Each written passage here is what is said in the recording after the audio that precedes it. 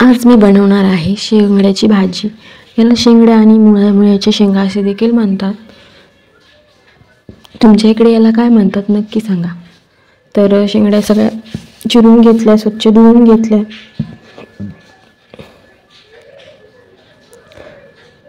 कधी कधी न आवडत्या भाज्याही आवडायला लागतात, तसंच माझ्या बाबतीत झालेलं आहे। ही भाजी मला आवडत नव्हती पण आता आवडायला लागलेली आहे। आणि कढई घेतली, कढईमध्ये 2 चमचे तेल घेतलं, त्यामध्ये मोहरी जिरे घालून घेतले। आता याला मसाले कोणते वापरतात? काळा मसाला, शेंगदाण्याचा कूट, चटणी, हळद, धना पावडर आणि अद्रक लसणाची पेस्ट। मोहऱ्या तडकल्यानंतर छान त्याच्यामध्ये अद्रक लसणाची पेस्ट घालून मसाले घालून घेतले।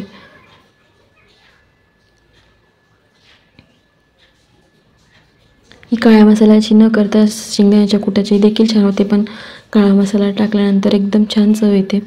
मसाल्याला तेल सुटल्यानंतर ह्या ज्या शेंगड्या आपण कापून घेतल्या होत्या त्या तेलामध्ये एकदा त्या मसाल्यामध्ये फ्राय करून घ्यायच्या